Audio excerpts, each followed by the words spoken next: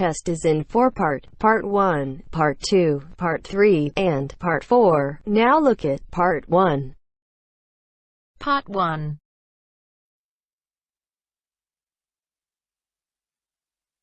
You will hear two students talking about libraries. First, you have some time to look at questions 1 to 5.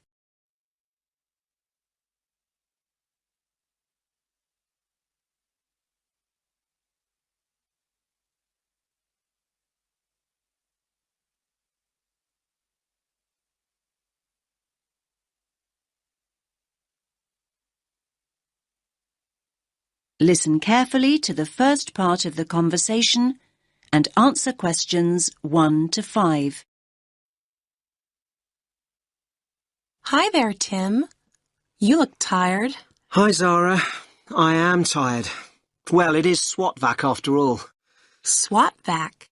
Ah, yes, of course. Exam period. Don't remind me. I'm pretty exhausted myself. I'm finding it very difficult to study. It's so noisy where I live. I can't concentrate with all that traffic outside. I definitely need to find a quieter place to study. Me too.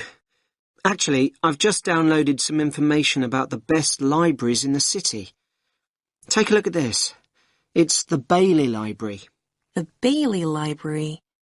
Isn't that the really old library on Parkville campus? Yeah, that's the one. It's the oldest in the city. And it says here that it's really popular with students. Popular with students?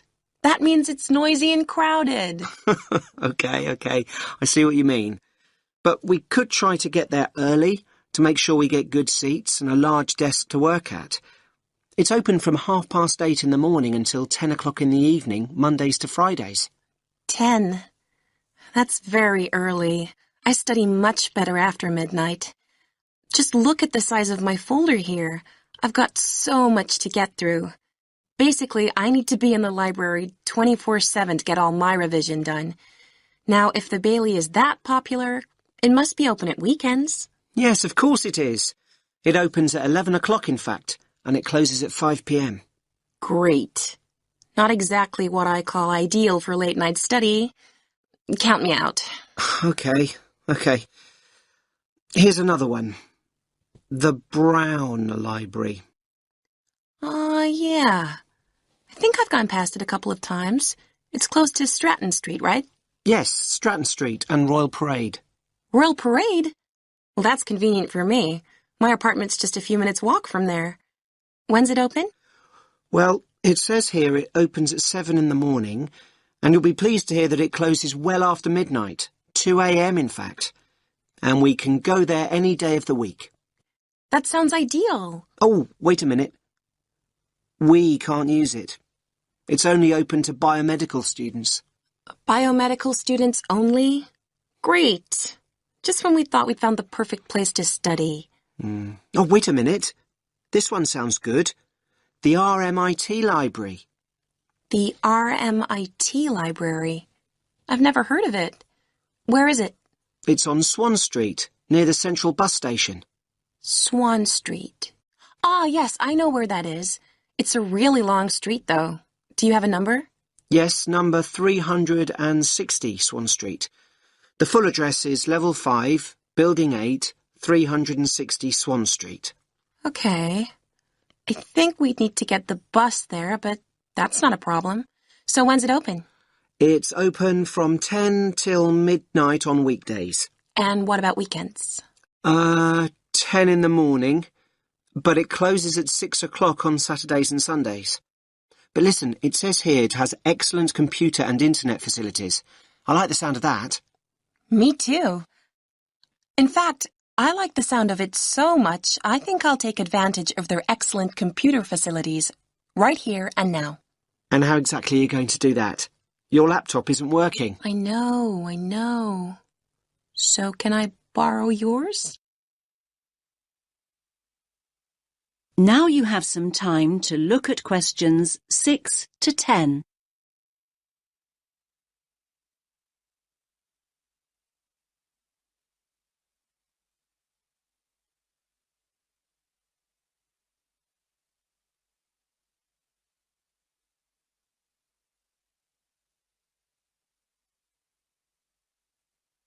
Now listen to the rest of the conversation and answer questions 6 to 10.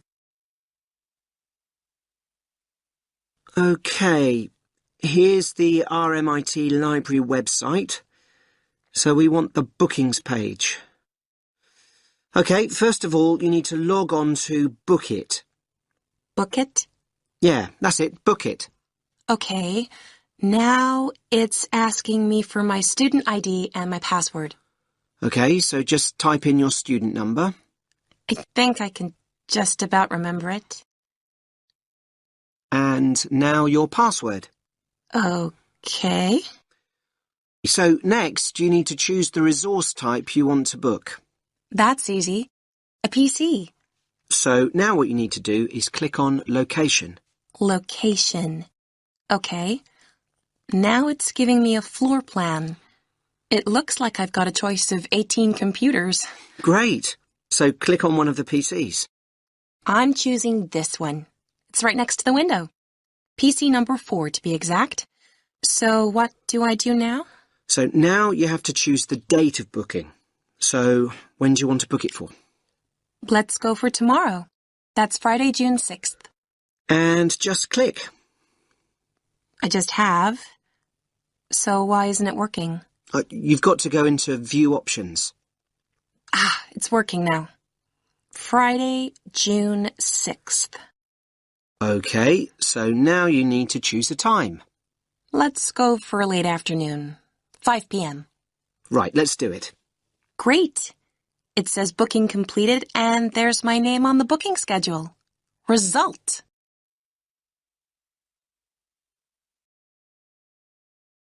That is the end of part 1. You now have half a minute to check your answers.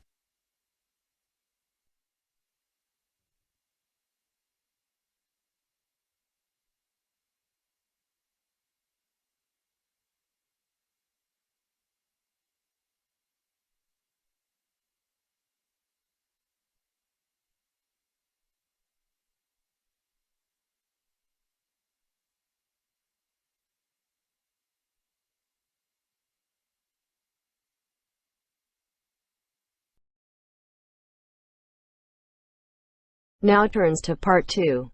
Part 2. You will hear a man talking to teenagers about archery. First, you have some time to look at questions 11 to 15.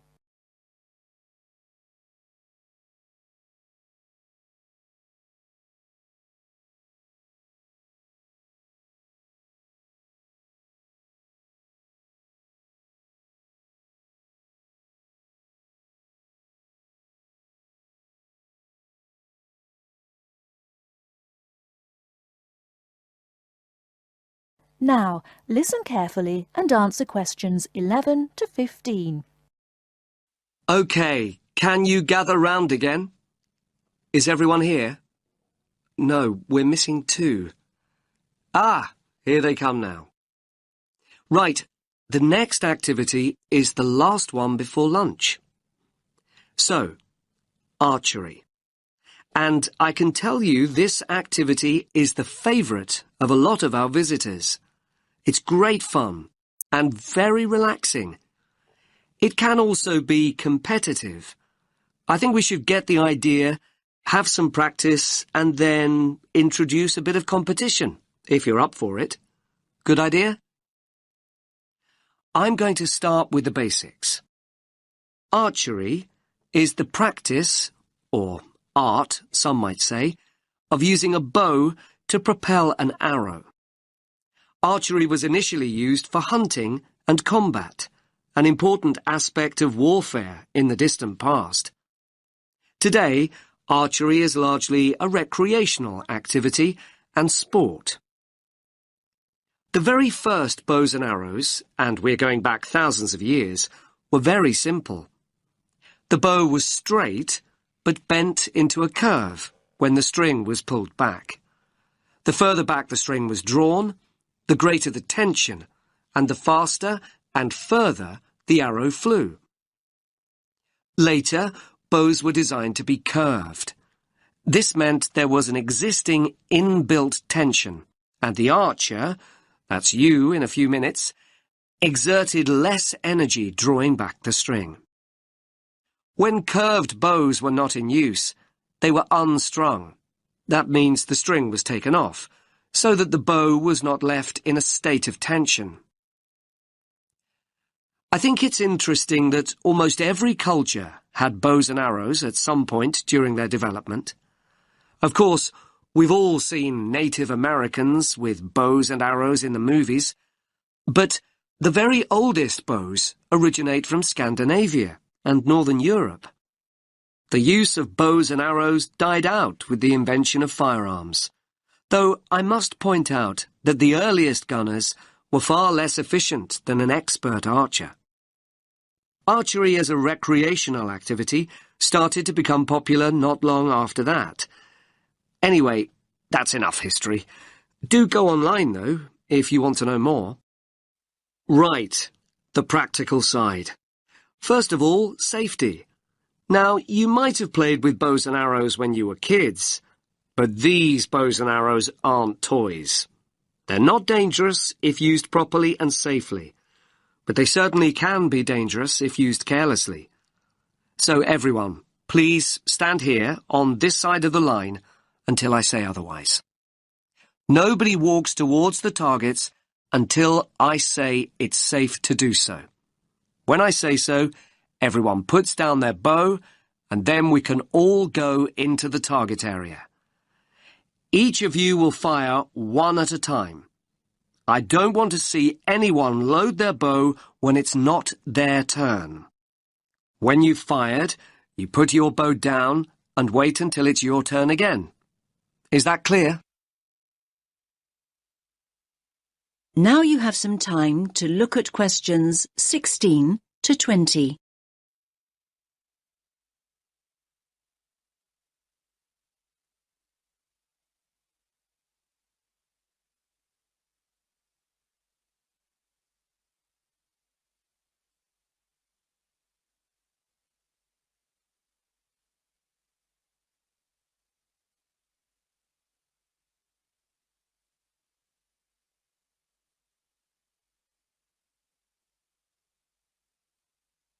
Now listen to the rest of the talk and answer questions 16 to 20. Let's take a look at the equipment. The bows are fairly heavy. You might be surprised. We'll spend a moment practicing holding the bow properly before we load one up. I'm holding it now, in the position in which you'll hold it.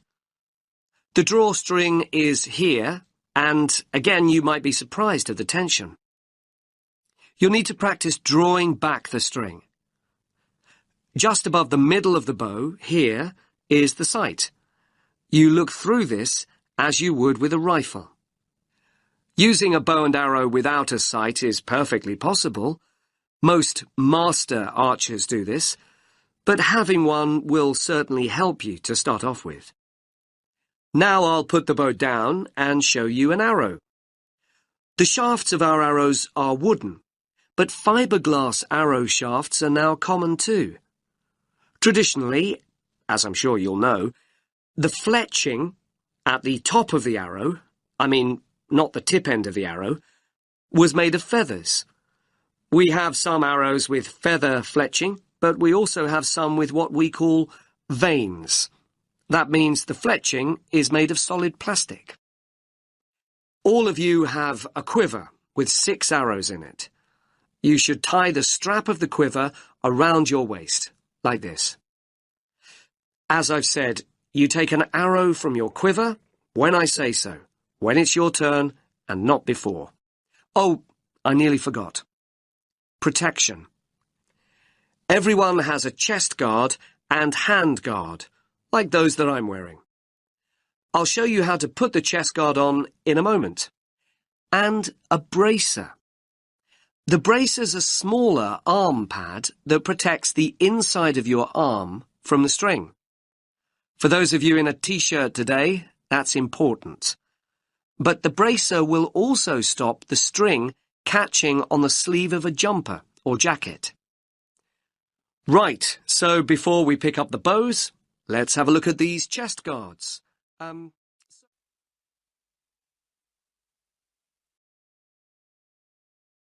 That is the end of part 2.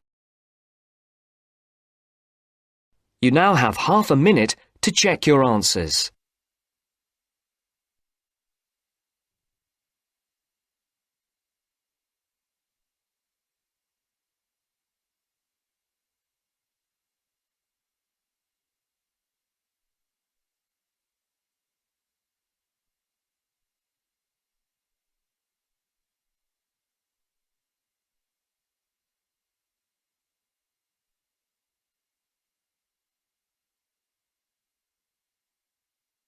Now turns to part 3.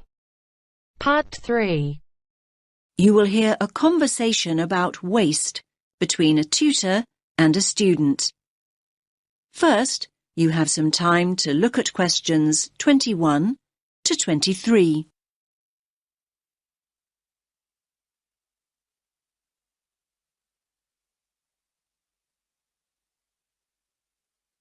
Listen carefully to the first part of the conversation and answer questions 21 to 23. Well, we've been looking at the issue of waste this term, and as you know, it's a huge area to research. Now, Hannah, just to recap on our last session, we identified a range of sources of waste. Can we just run through these very briefly before we make a start? Yes, I've got a note of them here. We've got waste from industry, commerce, quarrying and construction, and then, of course, there's household bins and litter. Great. Now, you were going to focus on industrial waste, weren't you? How's the research going? Well, actually, I decided to go with household waste in the end and focus on food. I've been looking at exactly what we throw out and how much. Now, maybe this won't come as much of a surprise to you, but I was really amazed at just how much food we throw away in the UK. We throw away over 7 million tonnes of food every single year. 7.2 million to be exact. That's quite right. In the latest survey, it's been estimated that we're wasting 1/3 of the food we buy. Exactly. That's like 1 in every 3 bags of food shopping going straight into the bin. I think the worst thing about it is that more than half of this is food we could actually have eaten. So to give you some examples, things like unopened pots of yoghurt, whole chickens. Yes, people actually throw out whole chickens. Now you have some time to look at questions 24 to 30.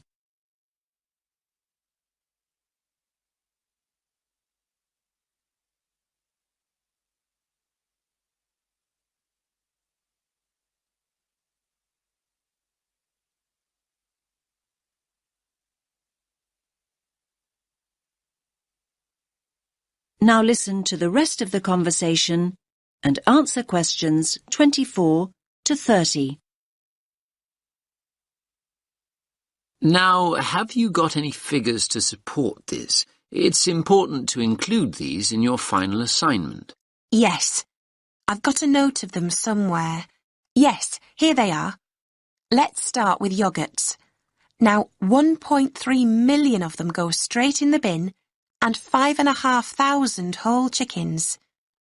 Oh, and I've got another example. Bread. An amazing 7 million slices of bread are completely wasted too.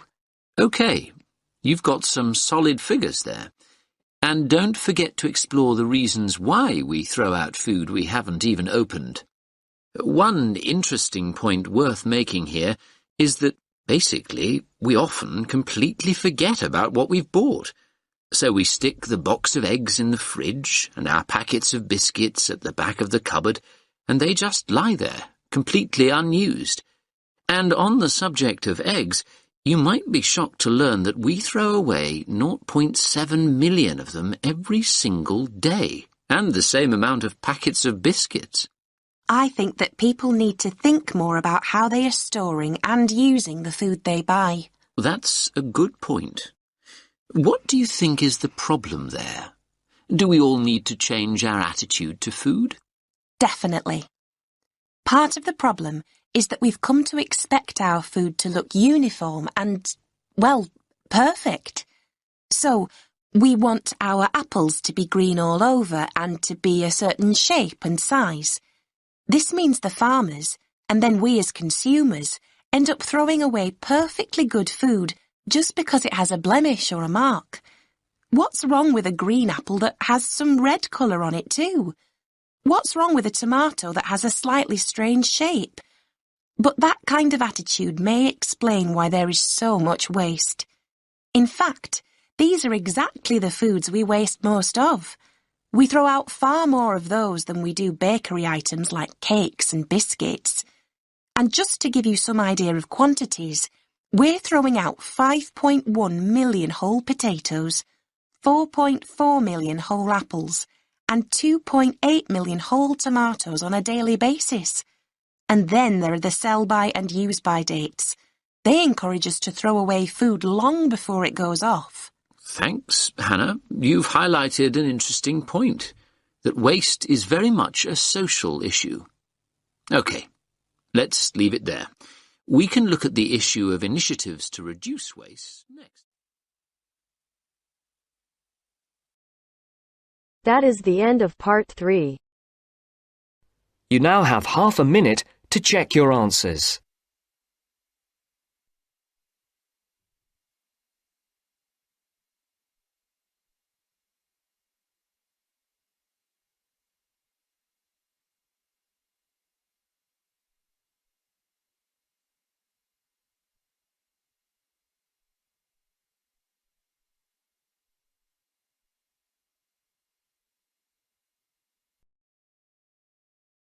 Now turns to part 4. Part 4.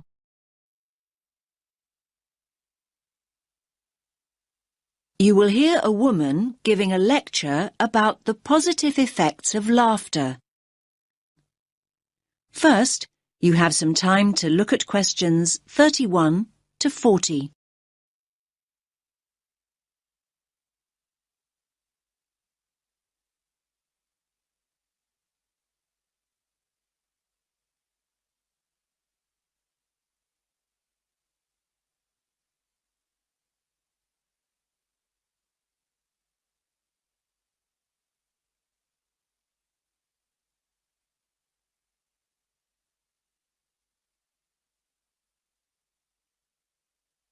Listen carefully to the lecture and answer questions 31 to 40. Good morning, everyone. I do hope you didn't get too wet getting here this morning. The subject for my talk, I think we could all do with some to take our minds off this atrocious weather, is laughter. The laughter I want to look at is specifically related to psychological therapy and the treatment of physiological disorders, something we've been looking at over the last week or so. Now, when we start talking about psychological therapy, laughter isn't something that immediately springs to mind. Therapy is a serious business, and it's generally approached with an appropriate degree of seriousness. After all, people seek treatment and enter therapy for serious reasons. They're often at critical junctures in their lives, and they need professional help. The question is, how is it that laughter can be such a vital part of the therapy process? It's normally identified with humour, and thus generally deemed appropriate only in lighter, more frivolous circumstances, when it's acceptable to find a situation funny. Perhaps this is why so many people in the medical world feel that laughter's frequently misunderstood and undervalued as a cathartic, healing process. Now, humour certainly is one trigger for laughter, but it isn't the only trigger. If we take as a starting point the fact that laughter is a physical process that releases emotional pain, it follows that stress, anxiety and tension may prompt the same response. Psychologists frequently point out that humans don't laugh because they're happy. They're happy because they laugh. Once we accept that laughter and pain are related, we are less likely to be shocked when people laugh in all sorts of painful, even tragic situations.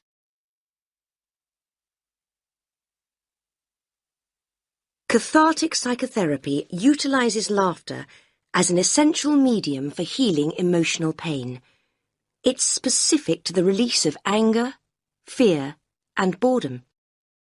When people laugh, they free themselves of painful feelings. The amount of pain the body releases during a single burst of laughter is immeasurable, but we know that the body will keep discharging pain cathartically until there's no longer a need.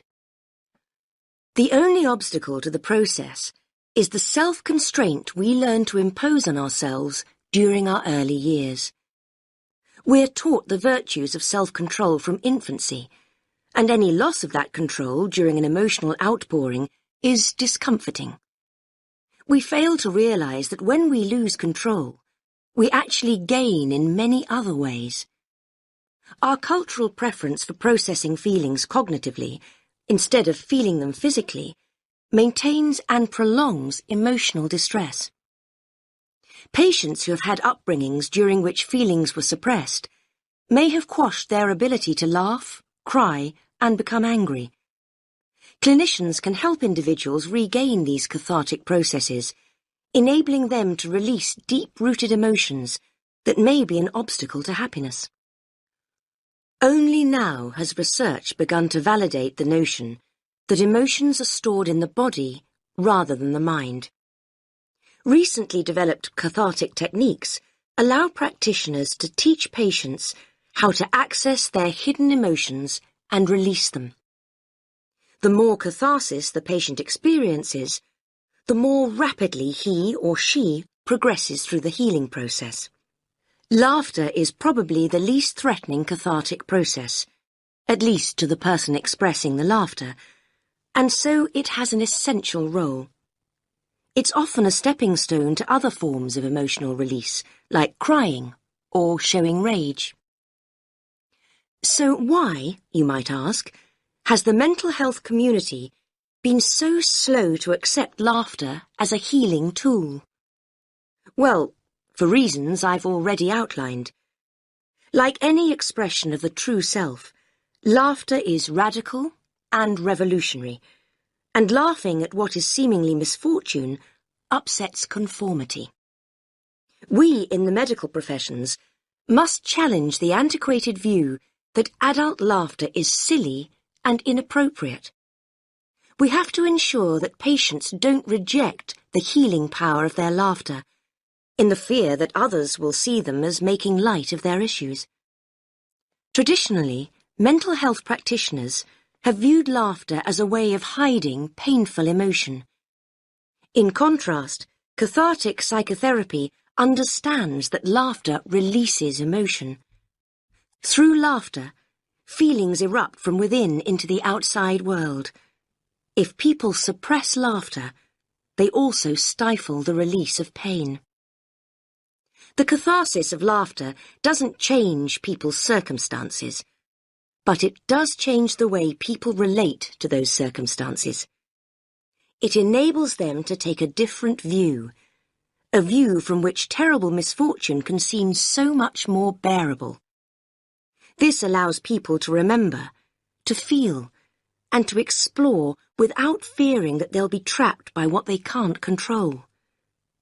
Life's most tragic events often have an essence of absurdity, and this can be the trigger point for laughter. Some people deal with emotional pain instinctively and come along to therapy already laughing and crying. There are many others, however, that need assistance. That is the end of part 4. You now have half a minute to check your answers.